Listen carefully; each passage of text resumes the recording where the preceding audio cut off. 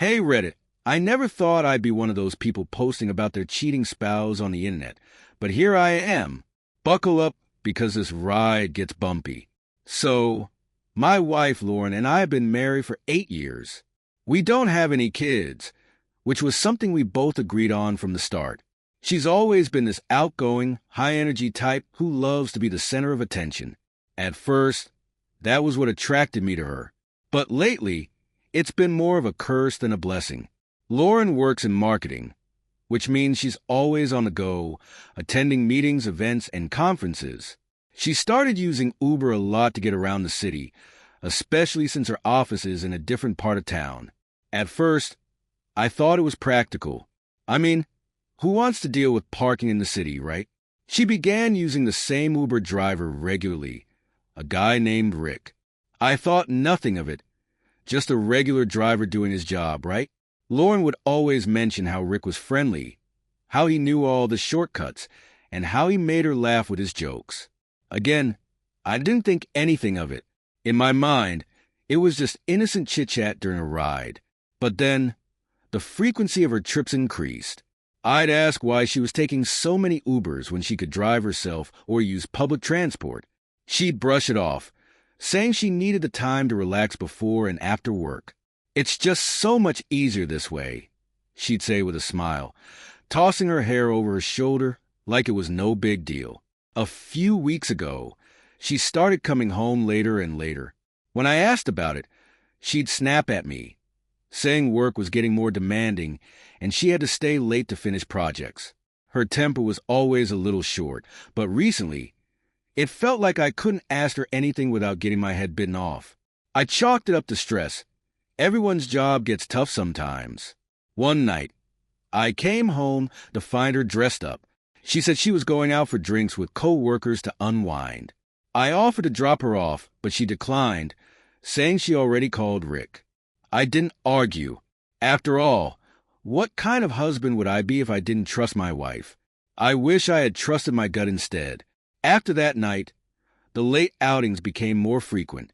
Lauren would come home late, smelling of perfume and cocktails, often stumbling through the door, giggling like a teenager. She'd brush past me, barely acknowledging my presence, and collapse on the couch, kicking off her heels. "You had a good time?" I'd ask, trying to keep my voice casual. "Yeah, it was fine," she'd say, her words slurred. "Just drinks and talking. You know how it is." But I didn't know. Lauren had never been a big drinker, and suddenly she was out almost every other night, coming home well past midnight.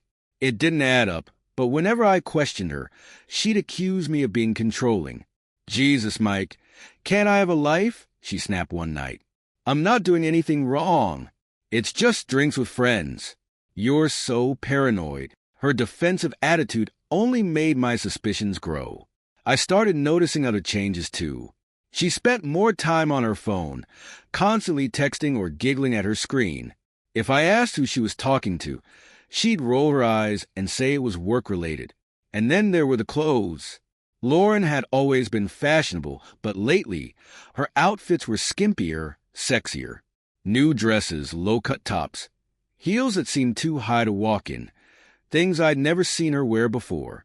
I asked her about it once, jokingly suggesting we go out together since she was dressing up so much. "Not everything is about you, Mike," she snapped.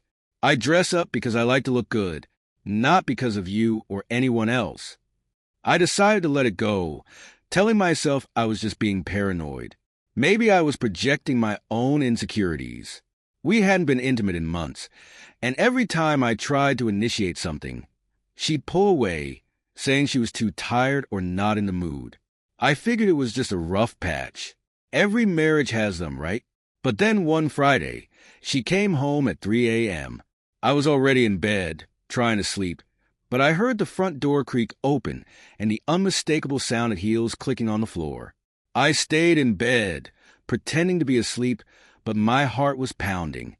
The next morning, I casually asked about her night. She didn't meet my eyes, busying herself with making coffee. "Oh, just the usual," she said. "We went to that new bar downtown. It was fun." "Who was there?" I asked, trying to sound disinterested. Just the usual group, she said with a shrug. You wouldn't know them. Micah was screaming at me that something was off, but I pushed the feeling down. I loved Lauren, and I didn't want to believe she'd do anything to hurt me. We'd been through so much together, and I couldn't imagine my life without her. But the following week, everything changed. I decided to leave work early one day to surprise her. I thought maybe I'd take her out to dinner, try to reconnect. As I drove home, I called her, but she didn't pick up. Her phone went straight to voicemail. I tried again, but still no answer. When I pulled into our driveway, I noticed something odd. An Uber car was parked a few houses down. It was Rick's car. I recognized the license plate. My stomach twisted as I realized it wasn't a coincidence. I parked my car and walked over, trying to think of a reasonable explanation for why he'd be there. That's when I saw them. Through the tinted window, I could just make out Lauren and Rick in the back seat.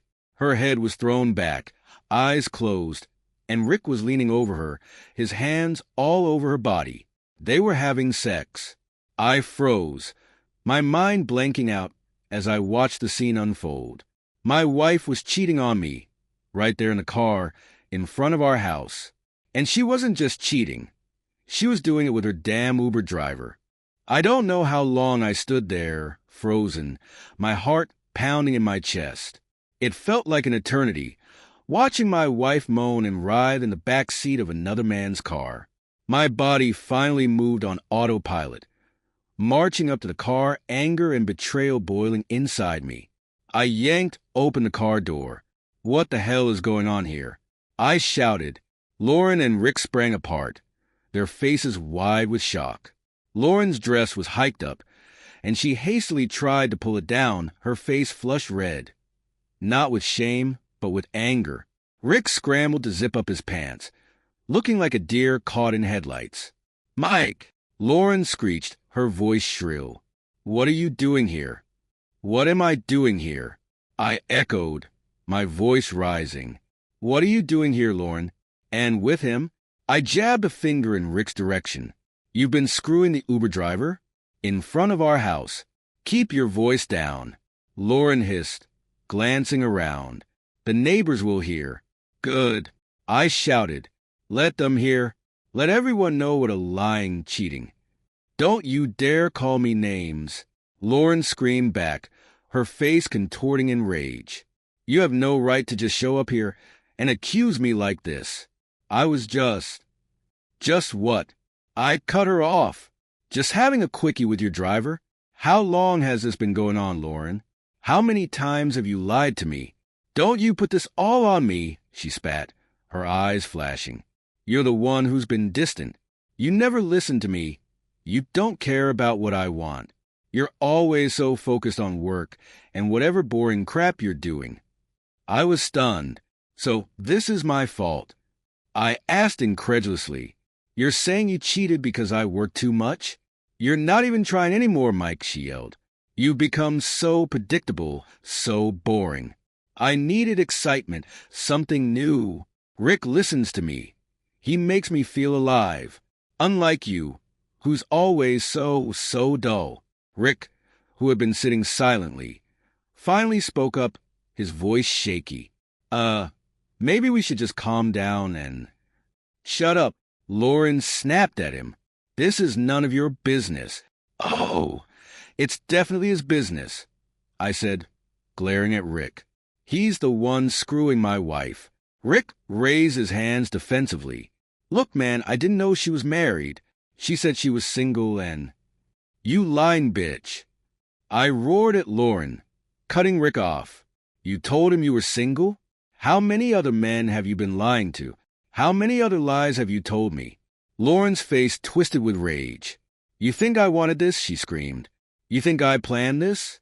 I didn't ask for you to be so damn boring. I didn't ask to be neglected. You pushed me to this, Mike. You made me do this." I couldn't believe what I was hearing. My hands were shaking, my mind reeling from the betrayal. "I didn't make you do anything," I said, my voice hoarse. "You made your choices, Lauren. You decided to cheat. You decided to lie. Don't you dare blame this on me." Her eyes flashed with fury, and for a moment, I thought she might hit me. Instead, she spat on the ground and turned away, pulling her dress back down. "You're pathetic," she sneered. "You don't even have the balls to fight for me. You'd rather be a victim." I felt my anger flare up again, but this time it was mixed with a cold, hard resolve. "You're right," I said quietly. "I don't want to fight for someone like you. This is over, Lauren. I'm done." She laughed, a harsh, bitter sound. "Oh, please. You'll be back. You always come crawling back." But as I walked away, I knew that this time there was no going back. My mind was made up. I was filing for divorce. I didn't go back inside the house that night. I couldn't. I walked around the block, my head spinning, trying to process everything. How had I not seen the signs? All those late nights, the secretive texts, the constant trips with Rick. It was so obvious now, but I'd been too blind, too trusting. Eventually, I found myself back at the house. The Uber was gone, and the driveway was empty. I hesitated, then opened the door and stepped inside. The lights were on, and Lauren was sitting on the couch, a glass of wine in her hand. She looked up as I entered, her expression cold. "Done with your tantrum?" she asked, taking a sip. I ignored her question. "We need to talk," I said, my voice steady. "There's nothing to talk about," she replied, her tone dismissive. "You made it clear how you feel. And honestly, Mike, I'm glad. This marriage has been dead for a long time." I couldn't believe her attitude. "You're glad?" I repeated, my voice rising. "You're glad you've been caught cheating? You don't even care about what you've done." She rolled her eyes, setting her glass down on the table. "Spare me the moral high ground, Mike. You're acting like you're some perfect husband who did nothing wrong. But you neglected me. You took me for granted. So don't act like you're a victim here." My blood boiled at her indifference. "This isn't about me, Lauren. This is about you lying, cheating, and throwing away our marriage. I trusted you. I loved you. And you betrayed me." "Oh, stop being so dramatic," she snapped. "People cheat all the time. It's not a big deal. You're acting like I killed someone." I stared at her, my chest tight with anger and disbelief. "You think this is nothing? You think destroying our marriage is no big deal?" "You're being so melodramatic," she scoffed. "If you weren't such a boring, predictable husband, maybe I wouldn't have had to find excitement elsewhere." "Is that really your excuse?" I asked, my voice shaking. "That I'm boring? That's why you cheated." She smirked, leaning back on the couch. I don't need an excuse, Mike. I did what I wanted, and if you can't handle that, then that's your problem, not mine." I felt a wave of cold clarity wash over me. There was no point in arguing with her. She wasn't going to admit she was wrong. She wasn't going to apologize. She didn't care about our marriage, about me, or about anything other than herself. "I'm filing for divorce," I said quietly but firmly. She laughed, a short, mocking sound. "Go ahead. See if I care. You're not the first man I've left, and you won't be the last." The way she said it, so casual and dismissive, hit me like a punch to the gut. I had thought she loved me once, that we had something real. But now I saw her for what she was, a selfish, heartless person who didn't give a damn about anyone but herself. I turned away, not trusting myself to speak. I grabbed my car keys and headed for the door. "Where are you going?" she called after me, but I didn't answer. I couldn't be in that house with her any longer. I needed to get away, to clear my head. As I drove aimlessly through the streets, I realized that the life I thought I had was a lie. The woman I thought I knew was a stranger, and the future I had envisioned was shattered. But one thing was clear. I wasn't going to let her destroy me. I was going to start over, rebuild my life without her, and I was going to make sure she paid for what she'd done. I spent that night in a cheap motel on the edge of town, my mind racing. I couldn't go to a friend's house, not yet. I didn't want anyone to know what had happened until I had a plan.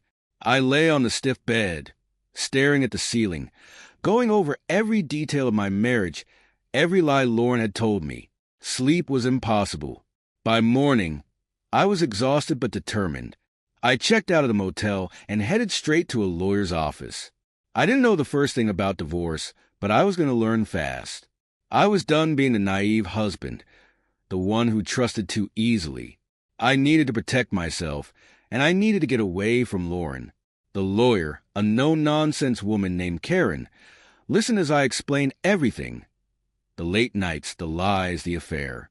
I showed her the photos I'd snapped on my phone of Lauren and Rick in the car, proof of her infidelity. Karen nodded, taking notes. "You have a strong case," she said. "In this state, adultery can significantly impact the division of assets and spousal support. Do you own the house together?" "Yes," I said. "We bought it 5 years ago." "And your finances?" she asked. "Do you have joint accounts?" "Most of them are joint," I admitted, "but I have a separate savings account from before we got married." "That's good," Karen said. "We'll work to protect your assets. I'll draft the paperwork for the divorce. Do you want to file on the grounds of adultery?" "Absolutely," I said without hesitation. I wanted everything documented. I wanted Lauren to face the consequences of her actions. Karen nodded. "I'll get the process started. It's important you don't communicate with your wife about the divorce directly. Let me handle all interactions. And if she contacts you, keep it civil and brief." I agreed, feeling a sense of relief that I wasn't alone in this. I had someone on my side, someone who knew how to navigate the legal maze ahead. I left Karen's office and drove around for a while, thinking about my next steps. I needed to go back to the house at some point. I had to collect my things, and I wanted to make sure Lauren didn't destroy or take anything that was mine. But the thought of facing her again, of hearing her cold, dismissive voice, made my stomach turn. Finally, I made up my mind I would go back when she was at work. I still had my keys, and I knew her schedule well enough. I'd get in, grab what I needed, and leave. No confrontation, no drama. That afternoon, I drove back to the house. Her car wasn't in the driveway, and the house was quiet. I let myself in and walked through the familiar rooms, each one filled with memories that now felt tainted. Our wedding photos on the wall, the souvenirs from trips we'd taken together, the couch where we used to cuddle and watch movies. It all felt like a museum of lies. I went upstairs to the bedroom, opened the closet, and started packing. I took my clothes, my laptop, important documents. I packed hastily, not wanting to spend more time here than necessary. As I was finishing up, my phone buzzed. A text from Lauren. I hesitated before reading it. "Lauren, we need to talk. Come home." I stared at the message, my heart pounding. Did she know I was here? Was she on her way? I felt a surge of panic. I couldn't deal with her right now. I needed more time, more space. I ignored the text and finished packing. As I carried my bags down the stairs, my phone buzzed again. "Lauren, I'm serious, Mike. We need to talk about this. Don't be a coward." I clenched my jaw, fighting the urge to throw my phone against the wall. She still thought she could control me, manipulate me, but not anymore. I was done being her puppet. I left the house, locking the door behind me. As I drove away, I felt a strange mix of relief and sadness. This was the end of one chapter of my life and the beginning of another. I didn't know what the future held, but I knew one thing. I wasn't going to let Lauren drag me down. I was staying at a friend's place now, a small apartment downtown. It wasn't much, but it was a refuge from the chaos my life had become. I hadn't told many people about the divorce yet, just a few close friends and my sister. The fewer people involved, the better. I needed time to sort things out, to figure out how to move on. I hadn't spoken to Lauren since that day I left the house. Her texts kept coming, though. First, she was demanding that we talk. Then she switched to guilt-tripping me about leaving. She kept saying I was overreacting, that it was just a fling, and that we could work things out if I had just come home. "Lauren, You're acting like a child, Mike. Come home so we can talk like adults. Lauren, I made a mistake. I'm sorry. Please, let's fix this. Lauren, I miss you. Can't we just start over? I ignored every message. There was nothing to fix. I didn't want to start over. I wanted to move on. My lawyer had assured me that everything was in motion, and soon enough, the papers would be served. I was counting the days. But then, out of nowhere, the real twist hit. It was a Thursday afternoon, and I was at work, trying to concentrate on the mountain of emails in my inbox. My phone buzzed with a call from an unknown number. I almost didn't answer, but something made me pick up. Hello, I said, half expecting it to be a telemarketer. Is this Mike? A woman's voice asked. Yes, who's this? I replied, curious. My name is Vanessa. I'm Rick's wife. My stomach dropped. Rick had a wife? I hadn't even considered that possibility. Yes, this is Mike, I said cautiously. What's going on?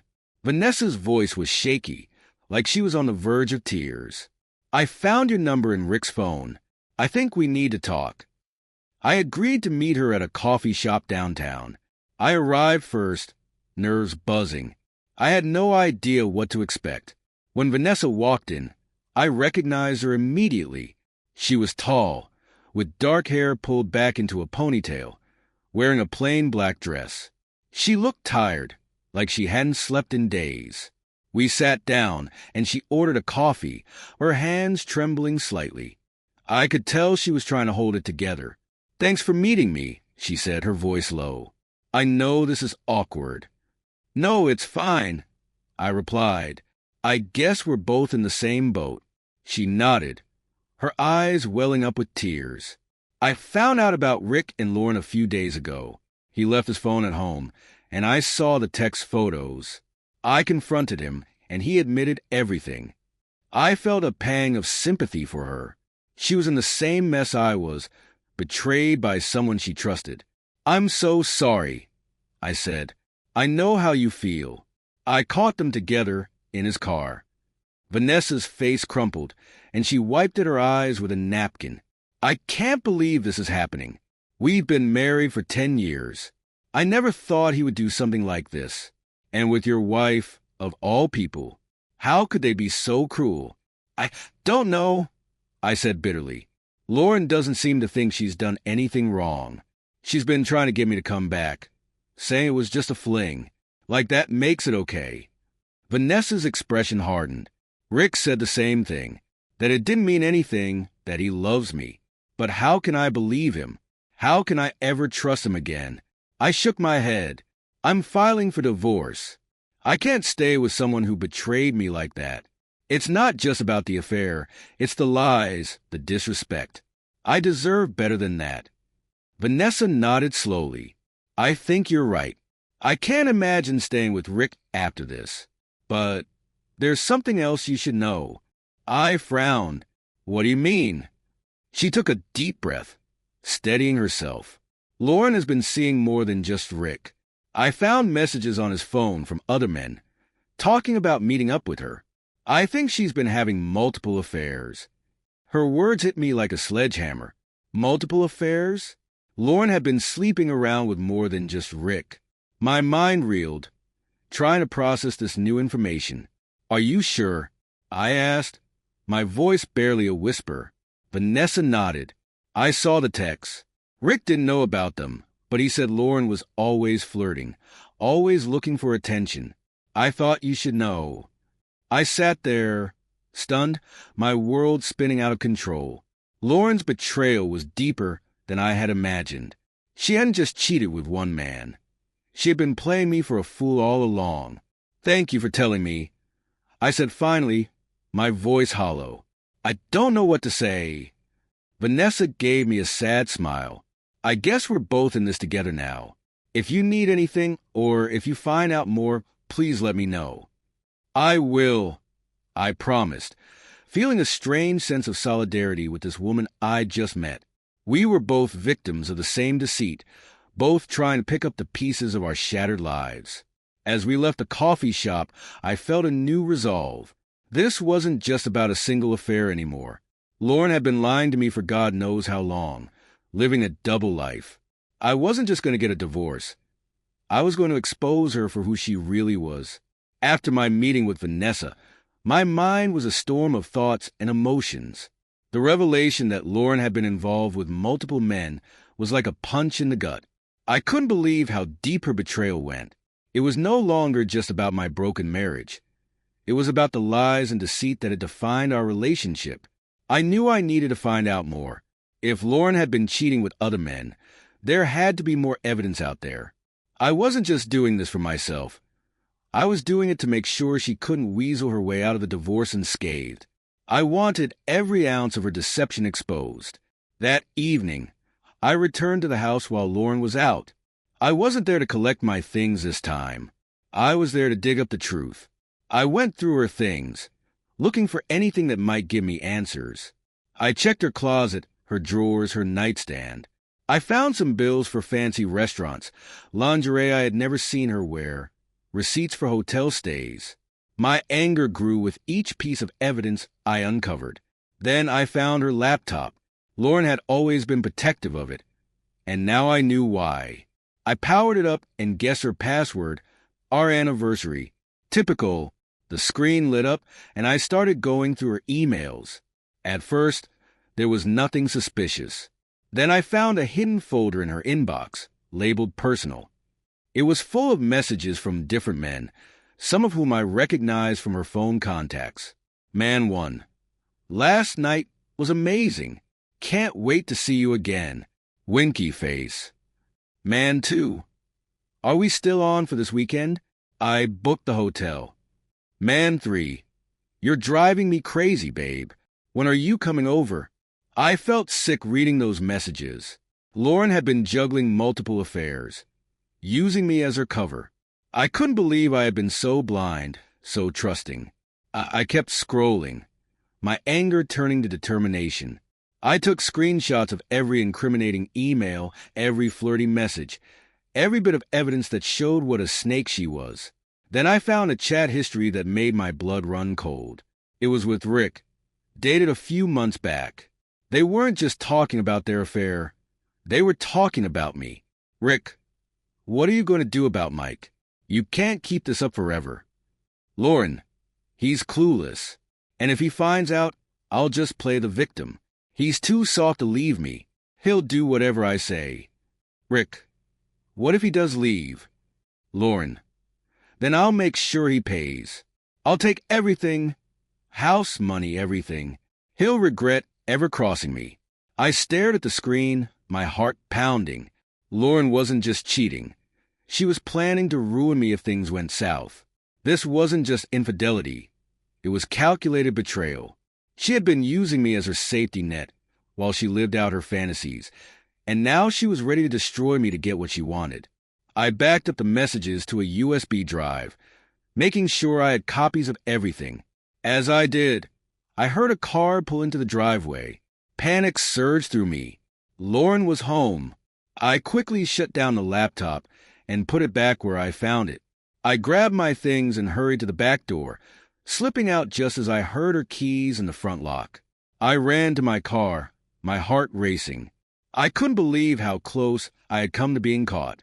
But I had what I needed. I had the proof of her affairs, the evidence of her manipulative plans. I wasn't just going to get a divorce. I was going to make sure Lauren didn't get a penny.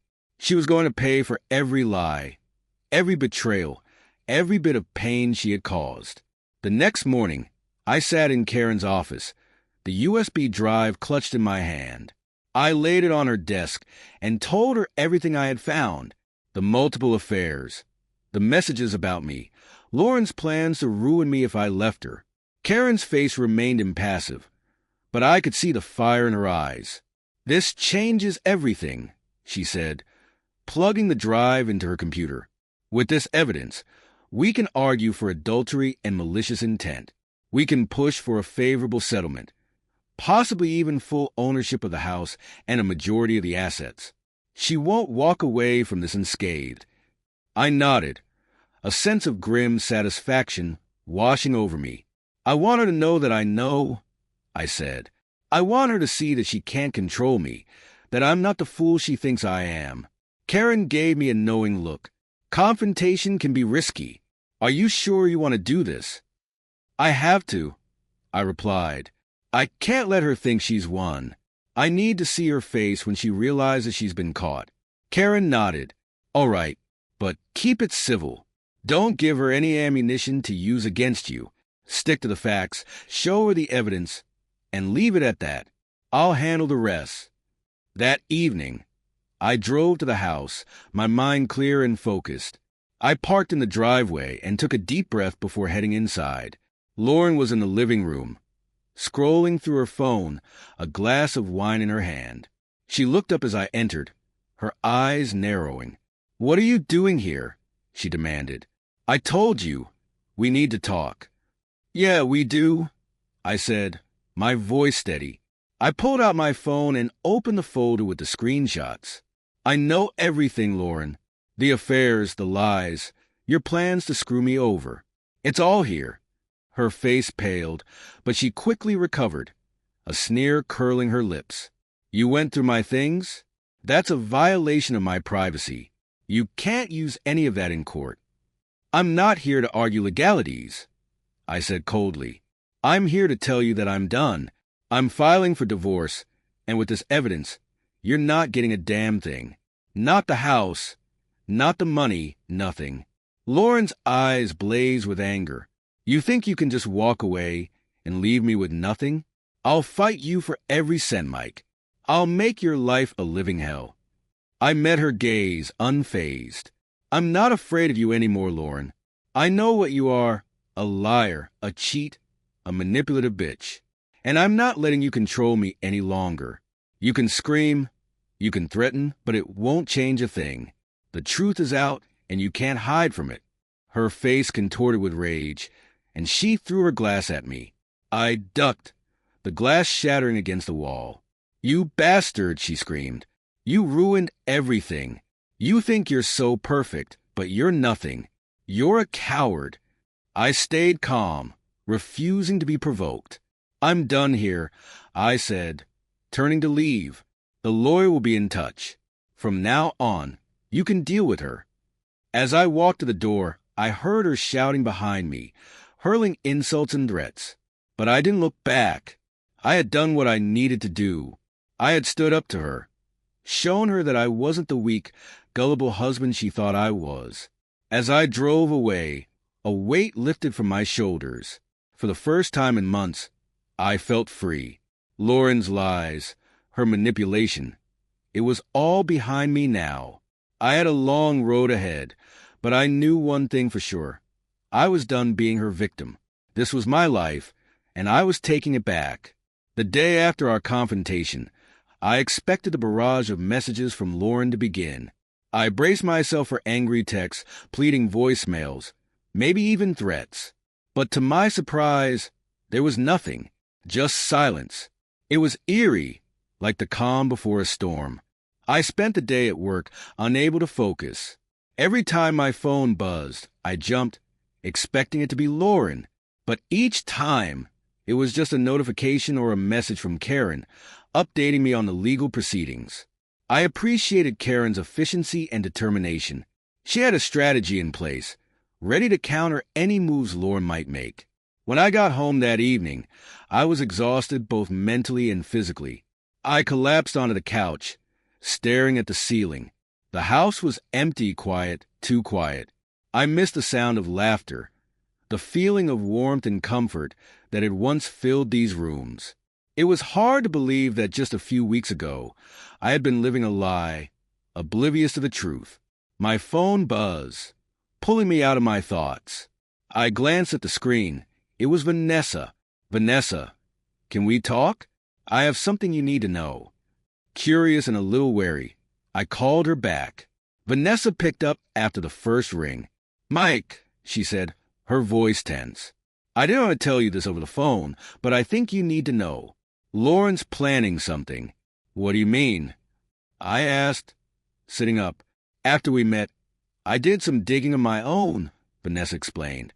I went through Rick's things, his emails, his phone records. He's been in contact with Lauren. They're planning to meet to figure out how to handle the situation. I frowned, feeling a knot of anger form in my stomach. What kind of plan?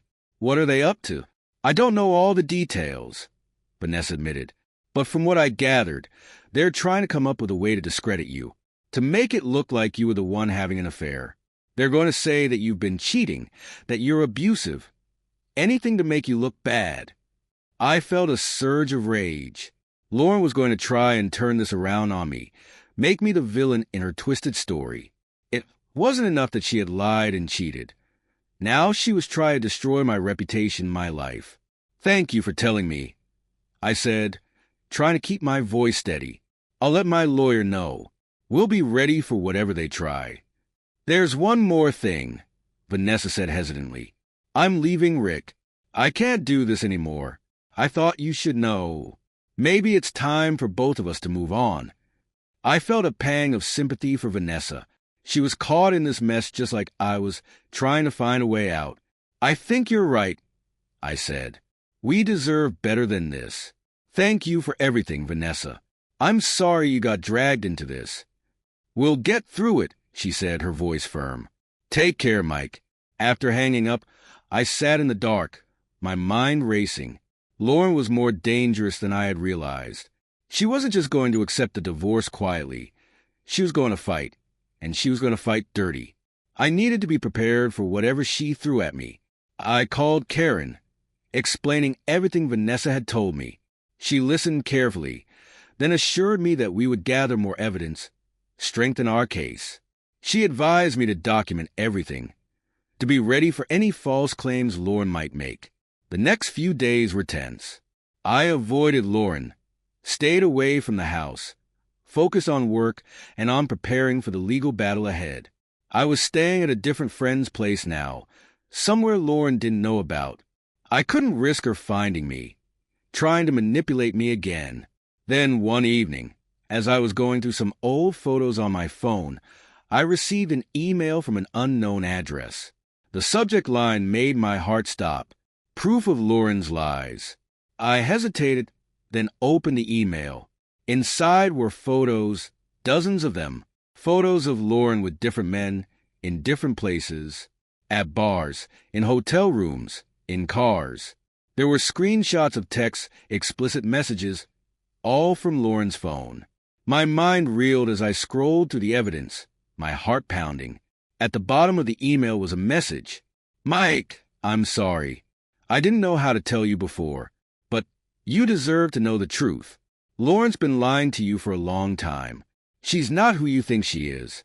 A friend. I stared at the screen, trying to process what I was seeing. Who had sent this? How did they have all this information? It didn't matter. I had what I needed. Proof. Solid, undeniable proof of Lauren's lies. I forwarded the email to Karen, then sat back, a sense of grim satisfaction washing over me. Lauren thought she could play me, that she could control the narrative. But the truth was out there, and no amount of manipulation could change that. After receiving that email, I felt like the tide was finally turning in my favor. I spent the next few days gathering my thoughts, preparing for the inevitable confrontation with Lauren. The evidence I had now was irrefutable, and with Karen's legal prowess, I knew we had a strong case. But something still nagged at me.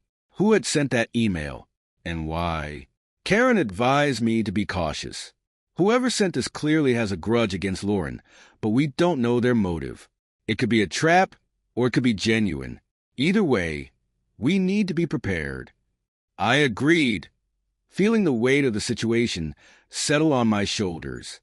Lauren was capable of anything. I couldn't afford to underestimate her. One evening, while I was sifting through more files for Karen, my phone rang. It was an unknown number. I hesitated, then answered. Hello, Mike, it's Vanessa. My heart skipped a beat. Vanessa, hey, is everything okay? I just found out something. I'm not sure what it means, but you need to know. Rick's been acting strange, like he's hiding something. I think he's meeting Lauren again tonight, at a motel, the one off Elm Street. My mind raced. If they were meeting, it meant they were planning something. Maybe this was my chance to catch them in the act, to get even more evidence against Lauren. Thanks, Vanessa. I'll check it out. I grabbed my keys and headed out, my heart pounding. I had to see this for myself. As I drove, my thoughts spun in circles. Was this a setup? Was Vanessa trying to trap me? I didn't want to doubt her. But after everything that had happened, I couldn't trust anyone completely. I reached the motel, parking my car a block away. I walked up slowly, keeping to the shadows. The place was seedy, the kind of place people went to hide. I spotted Rick's car immediately, a beat-up old sedan that I recognized from the countless times I'd seen him pick up Lauren. I crept closer, careful not to make any noise. I could see the outline of two figures through the window of one of the rooms. Rick and Lauren, deep in conversation. I couldn't hear what they were saying, but their body language told me enough. They were arguing, gesturing wildly. I pulled out my phone, snapping pictures, recording video. I needed evidence, proof of their collusion. Suddenly, the door swung open and Rick stormed out, looking furious. Lauren followed, shouting after him. I quickly ducked behind a car, trying to stay out of sight. I couldn't catch all their words, but I heard enough. Can't just leave me like this, Rick. Lauren was yelling. We're in this together. I'm done, Lauren. Rick shouted back. This is your mess, not mine. I'm not going down for you. Rick got into his car and sped off, leaving Lauren standing in the parking lot, fuming. I took the opportunity to approach her, my heart racing. She turned as I approached, her eyes widening in surprise, and then narrowing in anger. What are you doing here? She snapped. I could ask you the same thing. I replied coolly. Meeting with Rick? Planning your next move? Trying to frame me? Her face twisted in a sneer. You have no idea what you're talking about, Mike. You're just a pathetic, jealous ex-husband trying to ruin my life. I held up my phone, showing her the recording. I've got proof, Lauren. Proof of your affairs, your lies, your plans to screw me over. And I'm not afraid to use it. Her eyes flickered with panic for a moment, but she quickly masked it with a smirk. You think anyone's going to believe you? You're just as dirty in this as I am. You've been digging through my things, spying on me. You're no better. I stepped closer, lowering my voice. This isn't about being better, Lauren. This is about the truth. You can try to twist things, but the evidence speaks for itself. You've lost, Lauren. It's over. She glared at me, her jaw clenched. For a moment, I thought she might attack me, but then she turned on her heel and stormed back into the motel room, slamming the door behind her. I stood there, my heart pounding. I had done it. I had faced Lauren, confronted her with the truth. But as I walked back to my car, a sense of unease settled over me. This wasn't the end. Lauren was cornered, and a cornered animal was dangerous. I had won this battle, but the war was far from over. As I drove away, my phone buzzed with a message from Karen. Karen, good work, Mike. I'll see you in the morning. We're going to make sure Lauren gets what she deserves. I nodded to myself, determination filling me. Lauren could scheme all she wanted. I wasn't backing down. Not now, not ever. The following day, I woke up with a renewed sense of purpose. I had collected more evidence, confronted Lauren, and stood firm against her lies. The path ahead was still fraught with challenges, but I felt more prepared than ever. I met with Karen in her office, where she was reviewing the latest evidence and preparing our strategy. Good morning, Mike, Karen said as I entered. I've gone through the footage and the emails you provided. This is solid evidence. We're in a strong position, but we need to be cautious. Lauren will try to fight back. I'm ready for whatever she throws at me, I said firmly. What's the next step? Karen looked at me with a serious expression. We're going to file a motion for a restraining order to prevent Lauren from contacting you directly. We'll also prepare a detailed account of her affairs and manipulative tactics to present in court. It's important that we stay ahead of her. As we discussed the strategy, my phone buzzed with a message from Vanessa. I hadn't heard from her since our last conversation, and I was curious about what she had to say. Vanessa, Mike, I need to talk to you. Can we meet? I agreed to meet her at a coffee shop nearby. When I arrived, Vanessa was already there, waiting with a serious expression. She looked more tired than before, and I could see the strain in her eyes. Thanks for meeting me, I said, taking a seat across from her. What's going on? Vanessa took a deep breath. I've been thinking a lot about everything that's happened. I don't want to make things worse, but I think you need to know something important. I've been digging through Rick's recent communications, and I found something unsettling. What is it? I asked, leaning forward. Vanessa pulled out a folder and handed it to me. Inside were documents and screenshots of messages between Rick and Lauren. The messages were disturbing, talking about bribing officials, manipulating the legal system, and even threatening to blackmail certain individuals to get what they wanted. This isn't just about personal revenge, Vanessa explained. Lauren and Rick are trying to orchestrate a major scheme to ruin you and cover their tracks. They've been using their connections to manipulate things behind the scenes. I stared at the documents, my mind racing. Are you saying they're trying to sabotage my case? Vanessa nodded. Yes. They're planning to use their influence to discredit you, make you look unstable, and get a favorable outcome in court. They're not just playing dirty. They're playing to win at any cost. I felt a wave of anger and frustration. Lauren and Rick were more dangerous than I had imagined. They weren't just fighting for their own interests. They were actively trying to destroy me. But now that I knew their plan, I could take steps to counter it. I appreciate you bringing this to me, I said, feeling a new sense of urgency. What do you suggest we do? Vanessa's eyes were determined. We need to act fast. Share this information with your lawyer immediately. Karen needs to know what they're planning, so she can prepare a defense. And we need to keep a close eye on any further attempts they make to sabotage your case. I agreed, and we both left the coffee shop with a sense of determination. I went straight to Karen's office, bringing her the new evidence Vanessa had provided. She reviewed the documents, her expression darkening. This is serious, Karen said, her voice grim. We'll need to file an emergency motion and alert the authorities. Lauren and Rick's actions could be considered criminal. We'll also need to be vigilant and document any further attempts at interference. I nodded, feeling the weight of the situation settle on my shoulders. Lauren and Rick were making this as difficult as possible, but I wasn't going to back down. With Karen's help, I was ready to fight back and expose their corruption. As the days passed, the legal battle intensified. Lauren and Rick continued their attempts to undermine me, but Karen and I were always one step ahead. We filed the necessary motions, gathered more evidence, and prepared for the inevitable court hearings. Every time I thought I had a handle on the situation, something new came up, but I was determined to see this through to the end. The day of the court hearing arrived, and the tension was palpable. I'd been preparing for this moment for weeks, gathering evidence, strategizing with Karen, and steeling myself for the inevitable confrontation with Lauren and her legal team. I had hoped that having all the evidence in Vanessa's tip-off would give me the upper hand. But as I walked into the courthouse, the gravity of the situation hit me.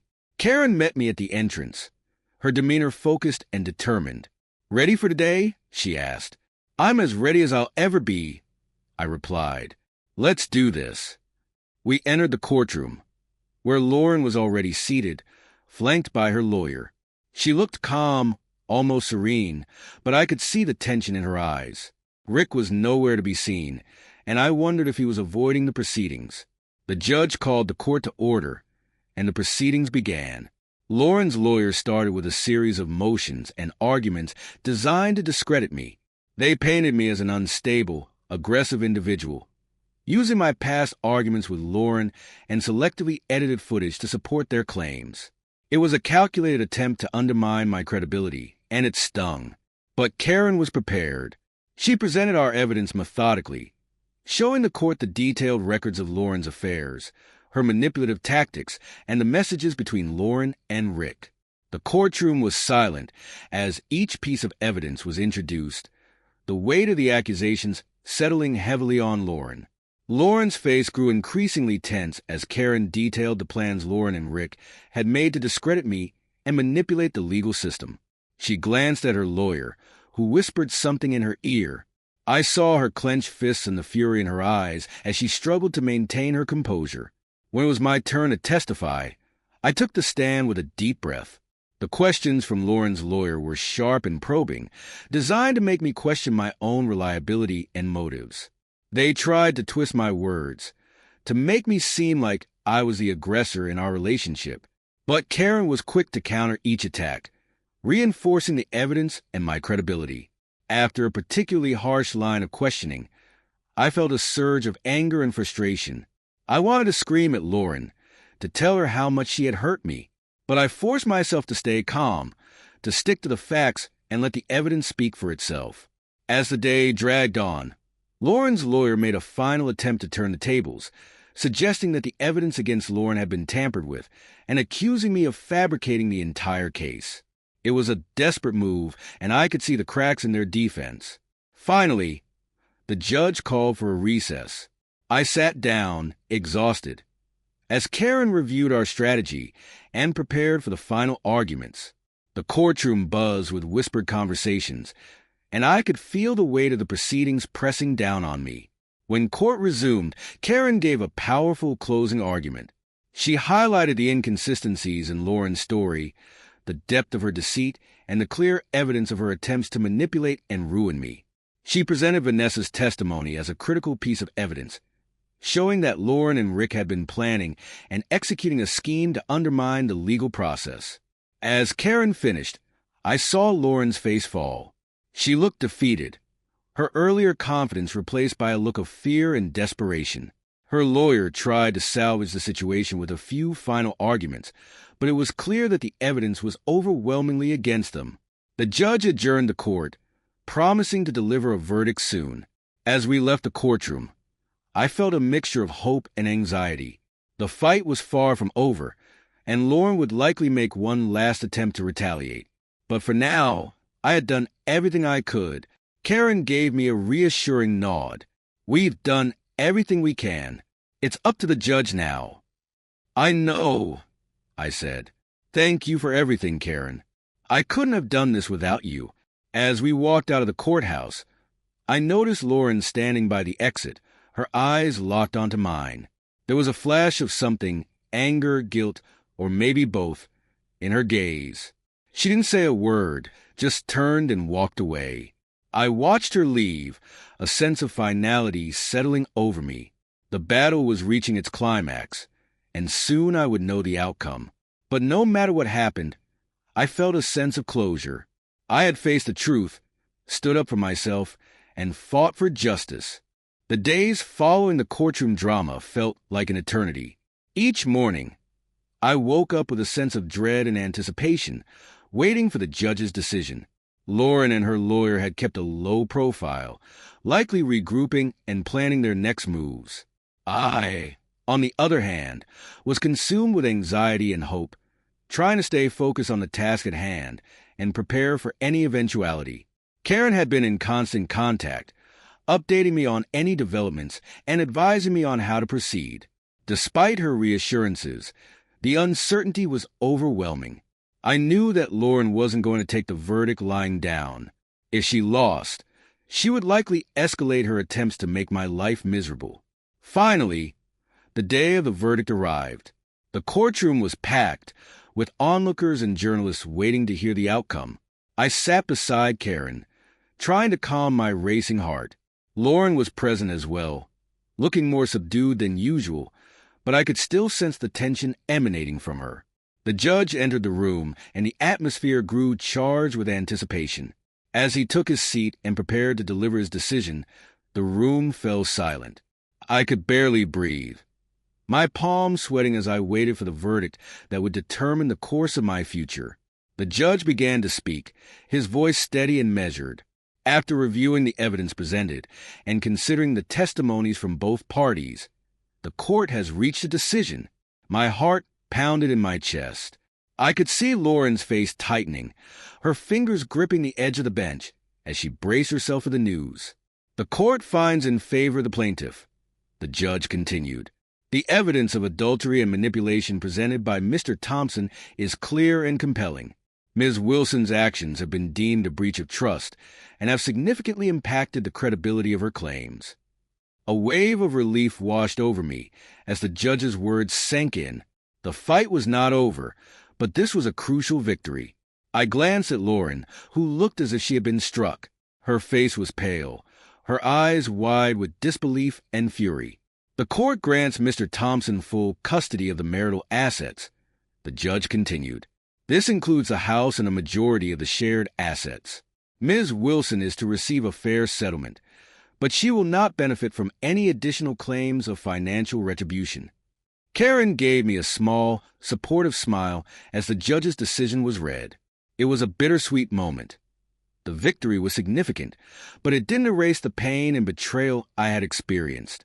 I was still processing everything, trying to understand the full impact of the court's ruling.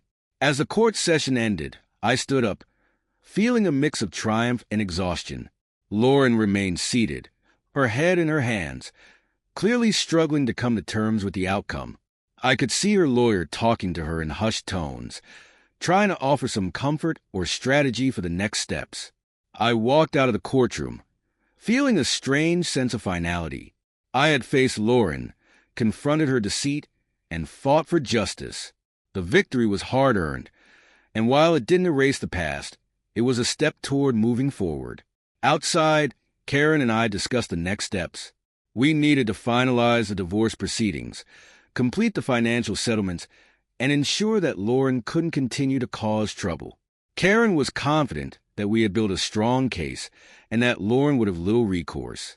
That evening, as I sat alone in my now empty home, I felt a strange mixture of relief and melancholy. The house was quiet, a stark contrast to the chaos of the past few months. I looked around, seeing the remnants of a life that had been upended, and tried to envision a new beginning.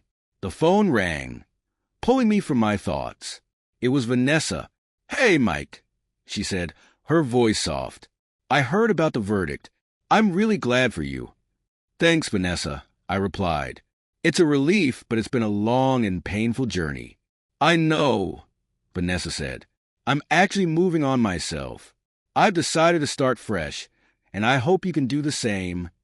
I nodded, a sense of camaraderie settling over me. "I think we both deserve a fresh start. Thanks for everything you've done." As we talked, I realized that despite everything, there was a glimmer of hope for the future. I had faced betrayal, deception, and manipulation, but I had come out stronger and more resilient. The road ahead would be challenging, but I was determined to rebuild my life and find happiness once more. The weeks following the verdict were a whirlwind of activity, finalizing the divorce paperwork, sorting through the remnants of my life with Lauren, and beginning the process of rebuilding. It was a lot to handle. Each day brought new challenges, but I was determined to move forward and find a sense of normalcy. Karen had been a great support throughout this process. She made sure everything was wrapped up legally and even helped me navigate the complexities of dividing assets and settling financial matters. With the court's decision in hand, it was a matter of ensuring that Lauren complied with the terms and that the transition was as smooth as possible.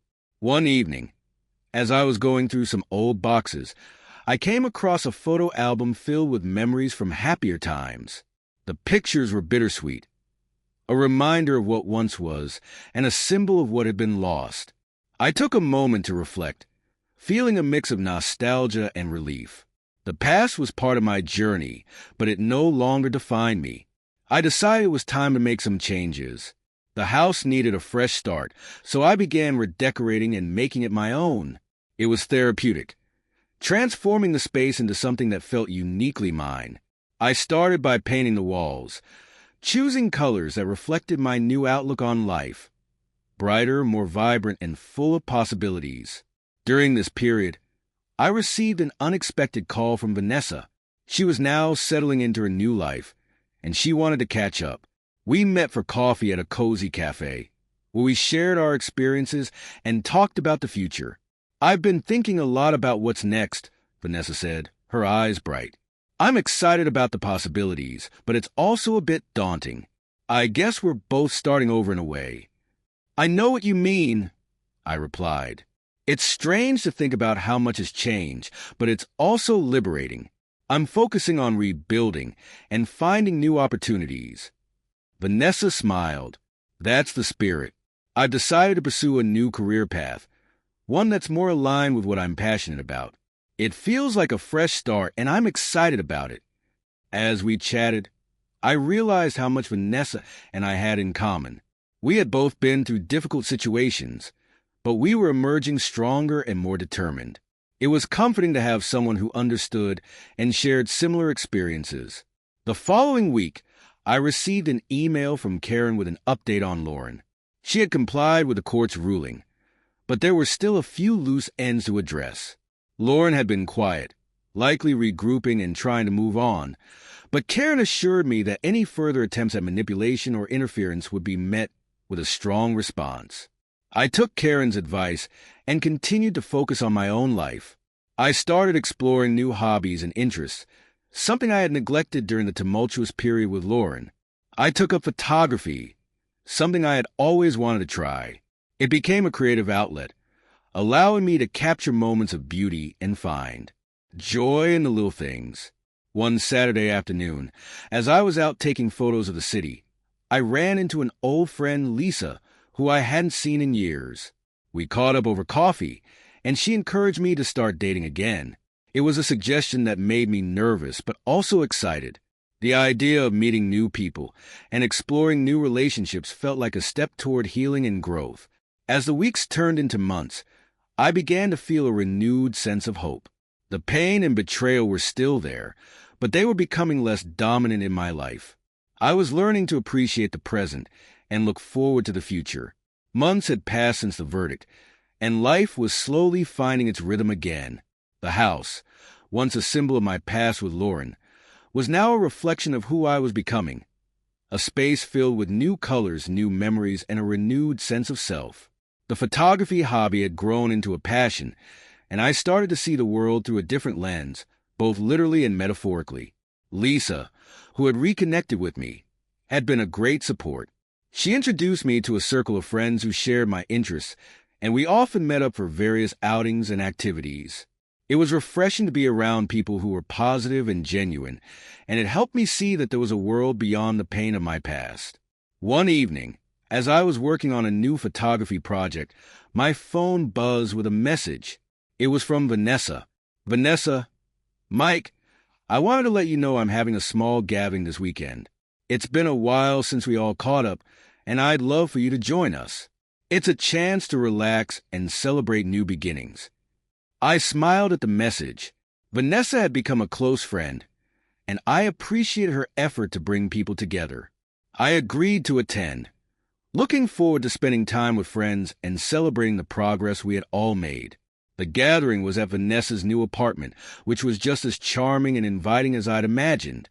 As I arrived, I was greeted by familiar faces and introduced to new ones. The atmosphere was warm and relaxed, and everyone seemed genuinely happy to be there. As the evening progressed, I found myself deep in conversation with a woman named Emily. She was kind and engaging, and we quickly discovered we had a lot in common. We talked about our favorite books, travel experiences, and life goals. There was an ease to our conversation that felt natural and comforting. By the end of the evening, I realized that I had genuinely enjoyed myself. Emily and I exchanged contact information, and I felt a spark of excitement at the possibility of exploring a new connection. It was a step I hadn't anticipated taking so soon, but it felt right. As I left Vanessa's apartment, I reflected on how far I had come. The journey had been long and fraught with challenges, but it had led me to a place of growth and new opportunities. I was beginning to embrace the idea of moving forward, of finding joy in new experiences and relationships. In the weeks that followed, Emily and I continued to see each other. Our connection deepened, and I found myself looking forward to our time together. It was a refreshing change, and it reminded me that there was life beyond the pain and betrayal I had endured. I kept in touch with Karen and Vanessa, updating them on my progress and expressing my gratitude for their support. Their encouragement had been invaluable, and I knew that their presence in my life had made a significant difference. As I looked out over the city from my favorite spot in the park, camera in hand, I felt a sense of peace. The past would always be part of me, but it no longer defined my future. I was moving forward, embracing new possibilities, and finding happiness in unexpected places.